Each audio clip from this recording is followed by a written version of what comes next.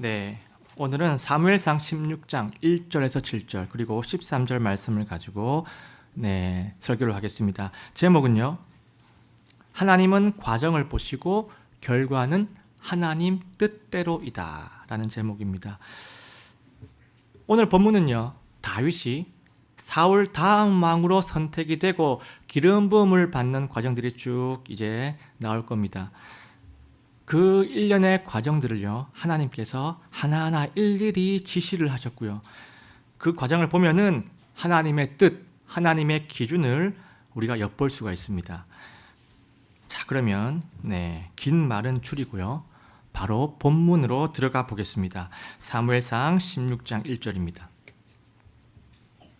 주께서 사무엘에게 이르시되 내가 이미 사울을 버려 이스라엘을 통치하지 못하게 하였는데 내가 어느 때까지 그를 위해 애곡하려 하느냐.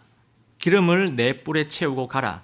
내가 너를 베들레헴 사람 이새에게 보내리니 이는 내가 나를 위해 그의 아들들 가운데서 한 왕을 예비하였기 때문이니라 하시므로.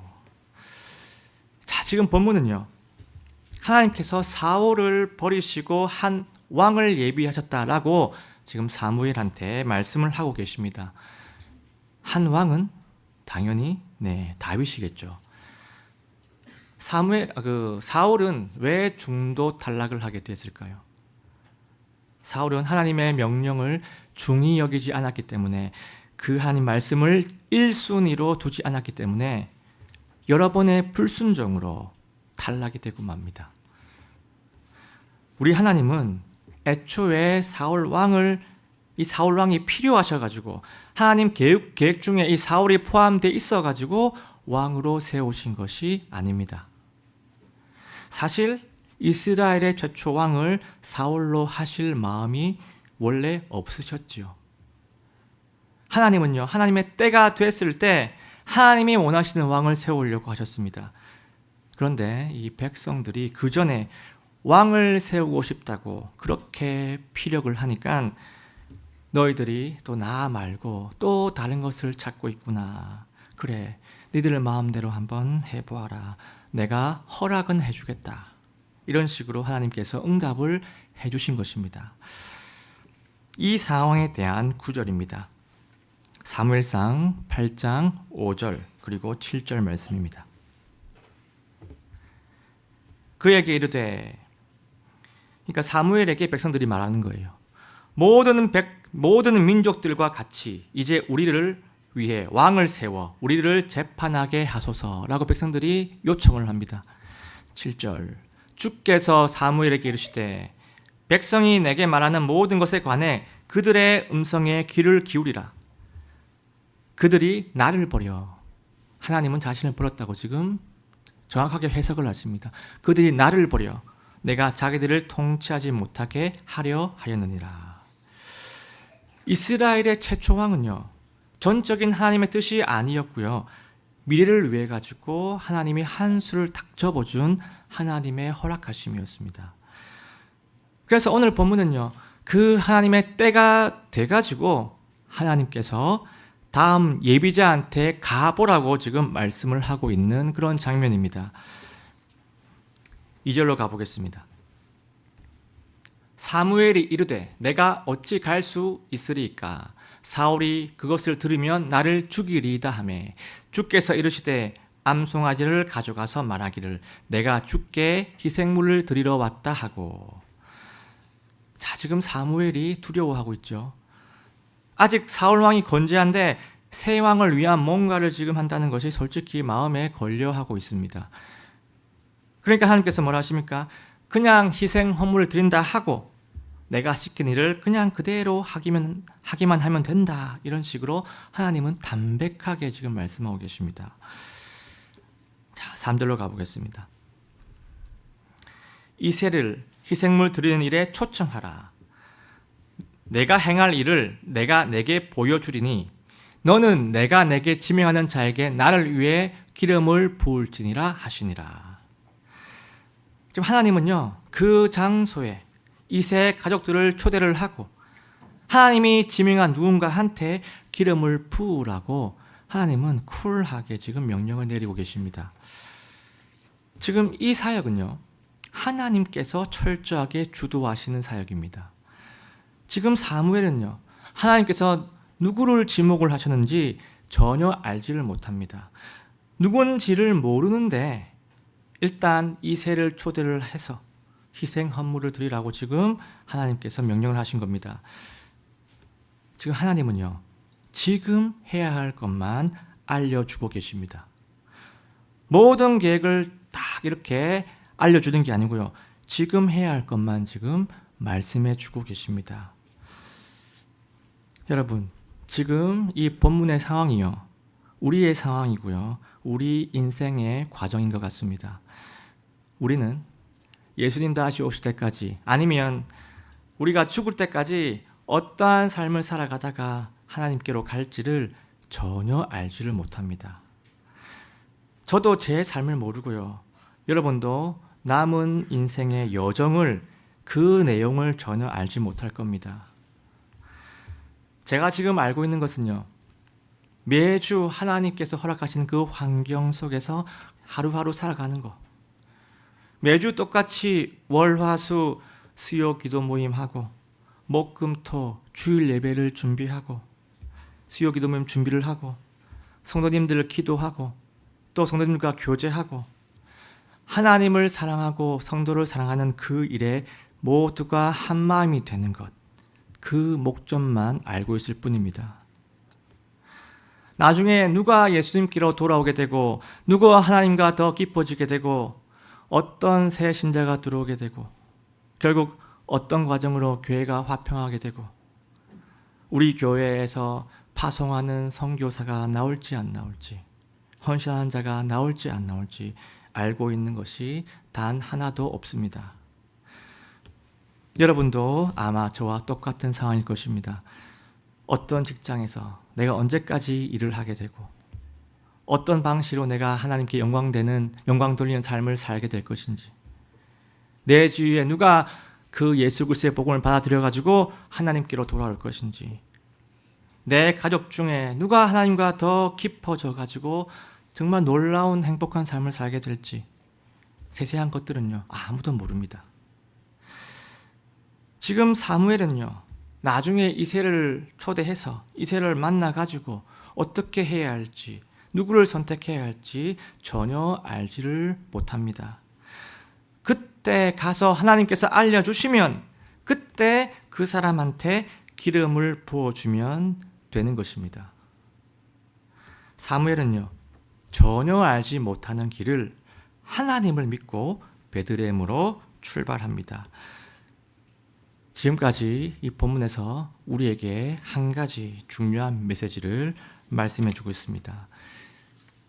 오늘 본문의 첫 번째 메시지입니다.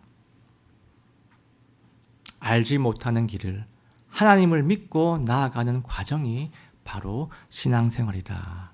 이것이 오늘 본문의 첫 번째 메시지입니다.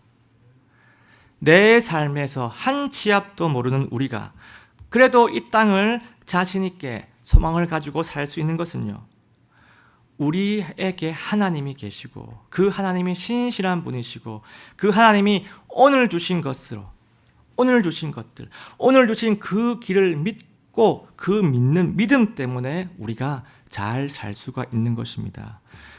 우리가요, 하나님을 믿는 것이에요.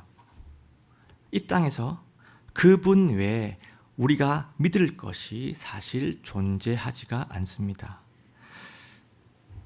우리가 정말 이러한 신앙의 본질을 잘 이해해서 알지 못하는 내일을 정말 하나님을 신뢰함으로 자신 있게 당당하게 나아가시기를 예수님의 이름으로 간절히 소원합니다. 자, 4절로 한번 가보겠습니다. 자신 있게 한번 4절로 가보겠습니다.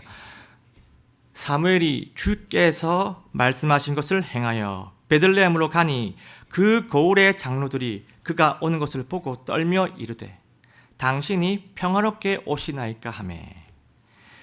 사무엘은요, 즉각적으로 베들레헴으로 갑니다.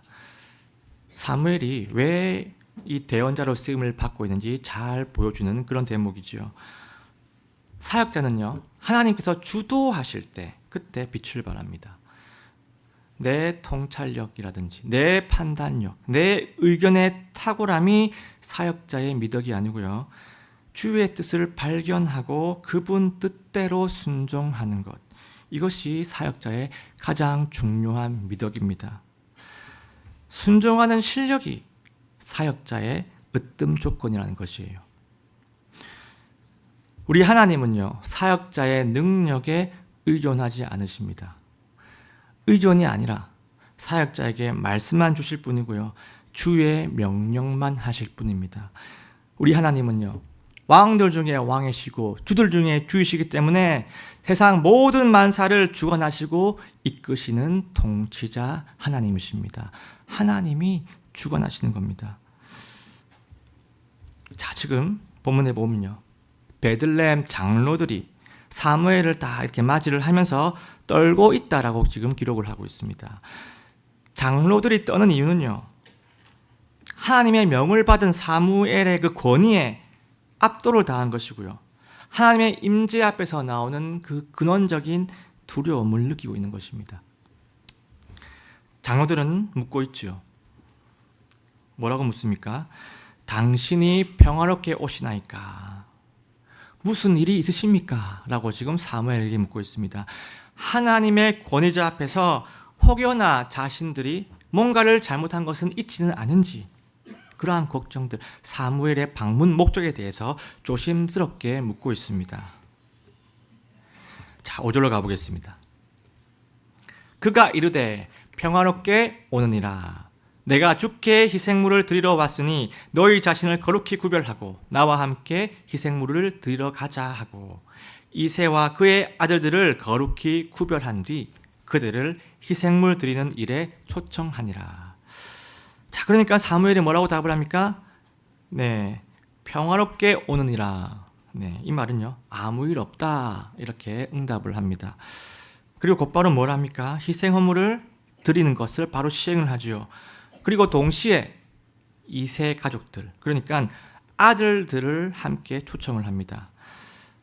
자, 이 모든 과정은요, 오직 다윗을 위한 퍼포먼스인 거죠. 자, 여기서 우리는 성경의 통일성, 성경의 적합성을 발견할 수가 있습니다. 이새 아시죠? 이새 다윗의 아버지. 이새가 누구한테서 왔냐면요, 바로 룻과 그리고 보아스 사이에서 나온 손자였습니다.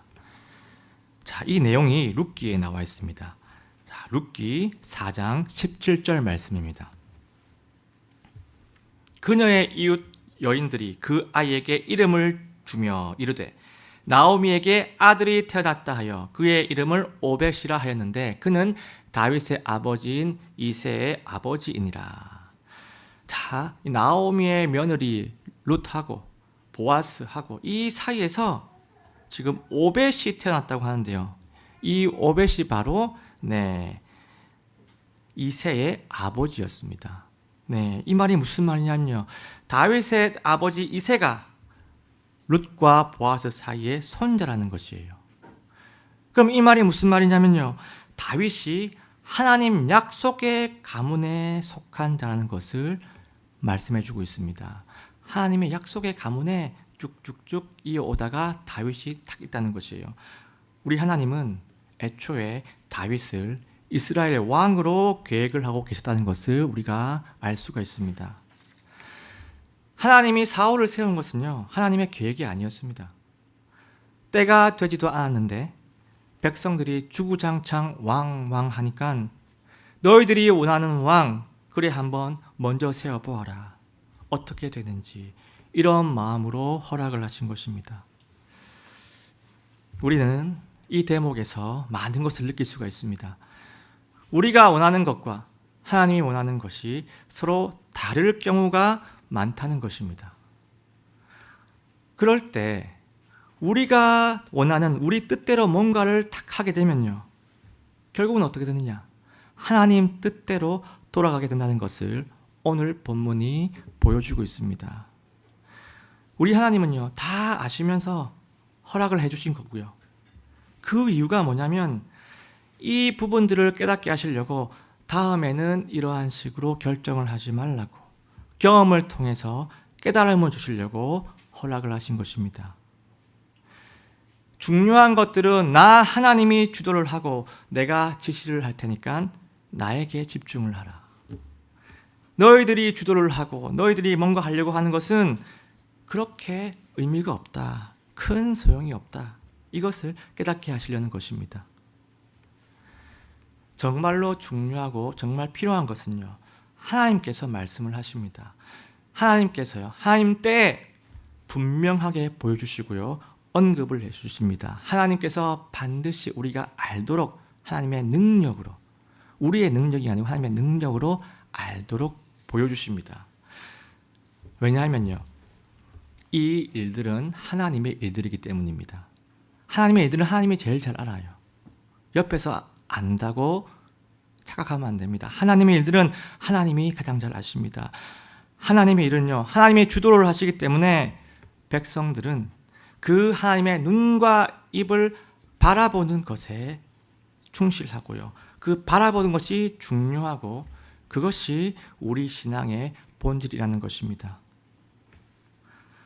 우리는 지금 하나님이 주신 그 나에게 허락하신 역할들, 사역들의 충실함은요, 그것으로 충분하다는 것이에요. 하나님 입장에서. 지금 내게 허락하신 역할들, 나의 사역들은 전혀 중요하게 안 여기고 자꾸 다른 것들에 관심을 보이고 다른 것에 기웃거리면요, 하나님과 전혀 상관없는 것들에 내가 소진을 하는 겁니다. 내 에너지를 그냥 소진하는 것이에요. 지금 이스라엘 백성들이 그렇게 하고 있다는 것입니다. 그래서 지금까지 본문에서요, 우리가 알 수 있는 두 번째 메시지는 바로 이겁니다. 결국 모든 것은 하나님의 뜻대로 되어진다. 아멘입니다. 모든 것은 하나님의 뜻대로 되어집니다. 그런데 하나님 앞에 남는 것은 나의 과정일 뿐이다. 그 과정에서 순종을 했느냐, 아니면 내 뜻대로 했느냐, 그 부분만 남아있다는 것입니다. 자, 그리고 그 다음 절로 한번 가보겠습니다. 그들이 오매 그가 엘리압을 보고 이르기를 주의 기름 부음 받을 자가 참으로 그분 앞에 있도다 하였으나. 자, 지금 이 세 아들들이 나오고 있습니다. 지금 사무엘은요, 누구를 딱 주목하냐면 엘리압을 지금 주목을 하고 있습니다. 이 엘리압이 누구냐면 이새의 장남입니다. 엘리압을 딱 보니까 외적으로 볼 때 형식적으로도 장남이고요. 그리고 풍기는 이미지라든지 키라든지 외모, 풍채, 이 모든 것들이 왕으로 어울렸던 것 같습니다. 이 장면을 보면요, 과거에 사울 왕을 뽑을 때 그때 분위기와 느낌이 비슷하다는 것이 보여집니다. 이 사람을 볼 때요, 외적인 부분들을 많이 보죠. 학력이라든지 아니면 집안이라든지 능력이라든지 경제력이라든지 이미지라든지 이러한 부분들을 사람들은 볼 수밖에 없습니다. 왜냐하면 그 외에는 볼 수 있는 게 보이는 것이 없기 때문이에요. 하지만 하나님은 다릅니다. 하나님은요, 모든 것을 아시는 창조주이시기 때문에 누가 왕으로 적합한지, 왕이 되려면 어떤 부분이 필요한지 하나님께서 가장 잘 알고 계십니다. 자, 그래서 7절에 이렇게 말씀하시죠. 주께서 사무엘에게 이르시되 그의 용모나 키의 크기를 보지 말라. 내가 이미 그를 버렸노라. 그러니까 이 누구죠? 장남 엘리압은 내가 버렸다라고 지금 말씀을 하시는 겁니다. 주는 사람이 보는 것처럼 보지 아니하나니 사람은 겉모습을 보나 주는 마음을 보느니라 하시니라. 지금 하나님께서 사무엘의 예상에 틀렸다라고 말씀하십니다. 사무엘이 엘리압의 외모를 보고 판단했다는 것을 하나님께서 탁 지적을 하시고요, 하나님은 그 속을, 이 사무엘의 속을 훤히 꿰뚫고 계십니다. 하지만 하나님은 마음을 보신다고 말씀하지요. 자, 여기서 마음은요, 영어로 보면 이제 하트입니다. 하트. 하트 아시죠? 마음. 심장, 사랑. 이 하트는 이제 마음을 의미하는데요. 이 마음이 무슨 뜻이냐면요. 한 사람의 전 인격을 나타내는 용어입니다. 그 사람의 전 인격, 혼 전체를 본다는 얘기예요. 사람의 중심을 본다는 그런 단어입니다. 우리 하나님은 사람의 외모를 보지 않으시고요. 마음을 보시고 중심을 보십니다. 외모는 눈에 보이는 것이고 형식을 의미합니다. 외적인 형식이죠. 근데 마음은요, 눈에 보이지 않고 그 사람이 살아왔던 그 모든 과거의 긴 역사들, 그리고 그가 앞으로 살아갈 긴 모습들, 미래의 모습들, 그 모습들의 내용들이, 그 모습들의 컨텐츠가 바로 그 사람의 마음인 것입니다. 외모는 형식이고요. 마음은 본질입니다. 하나님께서 외모를 보지 않으시고 마음을 보신다는 말은요, 형식보다 본질을 보신다는 말씀이에요. 그래서 7절 말씀에서 우리가 캐치할 수 있는 메시지는요, 바로 이것입니다. 오늘 본문의 세 번째 메시지입니다. 하나님은 형식보다 본질을 중시 여기신다. 이것이 오늘 본문의 세 번째 메시지입니다. 자, 여기서 본질은요, 나중에 보면 말씀을 드릴 텐데, 오늘 전체 본문을 이제 꿰뚫는 하나의 단어와 상응합니다. 자, 결국 오늘 이 사건이 어떻게 마무리가 되는지는 우리 모두가 다 알고 계실 겁니다. 사무엘은요, 이새의 모든 아들들을 다 불러봅니다. 선택하신 아들이, 하나님이 선택하신 아들이 누군지 모르기 때문에 한 명 한 명 다 지금 불러봅니다. 합당하게 보이는 아들들을 다 이렇게 보였지만요, 하나님은 하나같이 노를 하시죠. 자, 11절로 가보겠습니다. 또 사무엘이 이새에게 이르되 내 아이들이 다 여기 있느냐 하므로 이새가 이르되 아직 막내가 남아있는데 보소서 그가 양들을 지키고 있나이다 하며 사무엘이 이새에게 이르되 사람을 보내어 그를 데려오라. 그가 여기에 오기 전까지는 우리가 앉지 아니하리라 하므로. 자, 역시 지금 다윗이 남아 있습니다. 이새의 안목으로는요, 아들들을 너무나 잘 알고 있는 그 아버지의 안목으로는요, 막내 다윗은 열애였습니다. 그래서 사무엘은 이렇게까지 선포를 하는 거죠. 반복했습니다. 그가 여기에 오기 전까지는 우리가 앉지 아니하리라. 이렇게까지 선포를 합니다.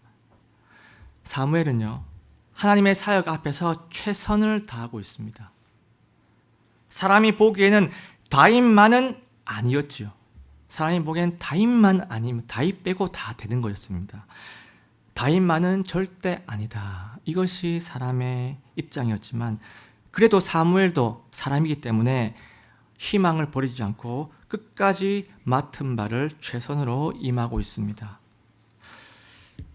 결국 어떻게 됩니까? 12절에 보겠습니다. 이새가 사람을 보내어 그를 데려왔는데 주께서 이르시되 이 사람이 크니 일어나 그에게 기름을 부으라 하심으로. 하나님께서요, 다윗이 그자다라고 지금 선포를 하십니다. 다윗은요, 하나님 보시기에 하나님 기준으로 합당한 자였다는 것이에요.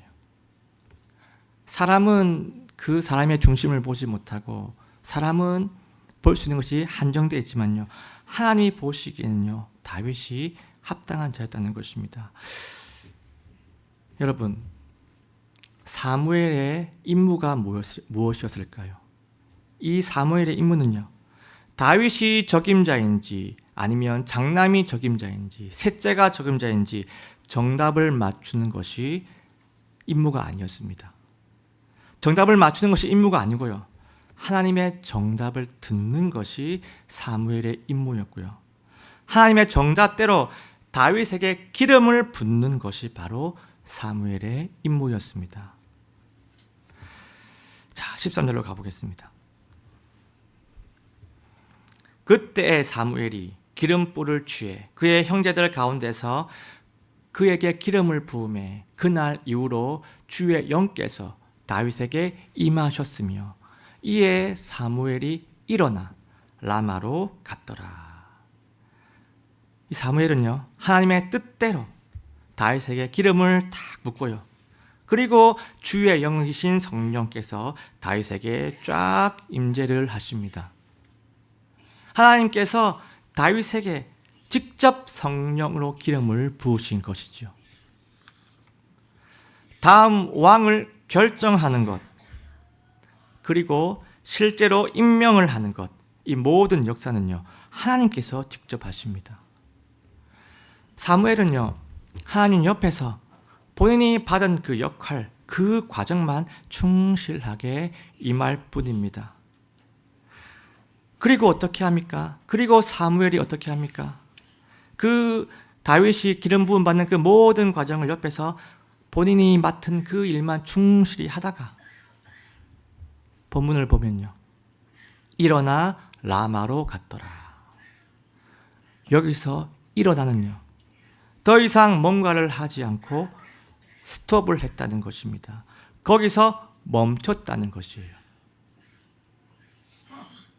그리고 라마로 갔더라. 이것은요, 무엇을 의미하냐면 고향으로 갔다는 그런 말입니다. 더 이상 이 다윗과 관련된 사역은 하지 않고요, 자기 본래의 사역으로 돌아갔다는 그런 뜻입니다. 이 이후로 다윗은요, 성령께서 주도를 하셔가지고 성령께서 주도를 하셔가지고 약 10년 동안 다음 왕으로 준비가 되는 하나님의 코스를 다윗은 쭉 밟게 됩니다. 사무엘은요, 더 이상 역할을 하지를 않습니다. 이 부분에서. 자, 이 마지막 부분에서 우리가 알 수 있는 하나님의 메시지가 있습니다. 자, 오늘 본문의 마지막 메시지는요, 바로 이것입니다. 네 번째 메시지. 신자는 과정에서 책임을 다한 후 나머지는 하나님께 맡기고 가던 길을 가야 한다. 이것이 오늘 본문의 마지막 메시지입니다. 사무엘은요, 하나님이 뜻이 이루어지는 모든 그 과정에서요, 옆에 있었습니다. 그리고 그 과정에서 하나님이 주신 역할들을 충실하게 행했고요, 옆에서 하나님이 하시는 그 모든 역사를 목도했습니다. 우리는요, 오늘 이 사무엘의 행적들과 그리고 하나님의 역사를 기억해야 합니다. 하나님이 바라시는 우리의 인생이 어떤 여정인지, 우리의 신앙의 여정이 어떠한 것인지 우리는 오늘 본문을 통해 가지고 정리를 할 수 있습니다. 자, 살펴본 네 가지 메시지 다시 한번 보면서 정리를 하겠습니다. 하나님이 바라시는 신앙생활, 첫 번째, 알지 못하는 길을 하나님 믿고 나아가는 과정이 바로 신앙생활이다. 우리의 인생 자체라는 것이에요. 이 과정이 우리의 인생 그 자체입니다.